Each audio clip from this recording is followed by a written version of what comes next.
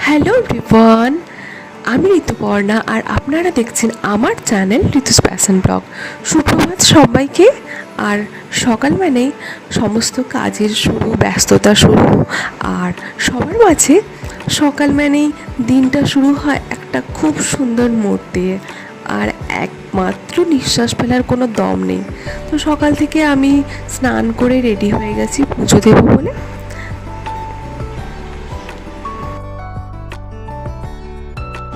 পুজোর জন্য ঠাকুর ঘরটা আগে পরিষ্কার করে নিয়ে তারপর চলে গেছিলাম ছাদে ফুল তুলতে। এই ফুল টুল তোলা হয়ে গেলে প্রথমে শিবের পুজো করলাম। শিবের পুজো হয়ে গেলে তারপর মা লক্ষ্মী এবং নারায়ণের পুজো সারলাম।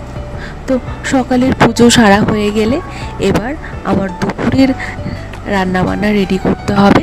তো প্রথমে একটু চা খেয়ে নিলাম, আর যেহেতু মেয়ে ঘুম থেকে উঠে গেছে তাই মেয়ের জন্য একটু দুধ আর কর্নফ্লেক্স বানিয়ে নিলাম। ওই দেখো মেয়েকে একটু ওঠাচ্ছি ঘুম থেকে। তারপরেই শুরু হয়ে যাবে দুপুরের আয়োজন। তো দুপুরে আজকের মেনুতে আছে ভাত, আর এখানে কচু শাক সেদ্ধ করে জল ঝরিয়ে রাখা আছে, সেটা আমি একটু রসুন দিয়ে ভেজে নুন হলুদ দিয়ে ভালো করে মিশিয়ে করে নিলাম। তারপর হবে মোচা, আর মোচার জন্য এখানে একটু আলু দিয়েছি, পেঁপে দিয়েছি, আর জিরে ফোড়ন দিয়ে মশলা শুধু আদা আর জিরে দিয়েছিলাম। তারপর মোচাগুলো দিয়ে ওলট পালট করে একটু জল দিয়ে নামিয়ে নিলাম। আর শেষে হয়েছিল ডাঁটা দিয়ে ডাল আর ইলিশ মাছ।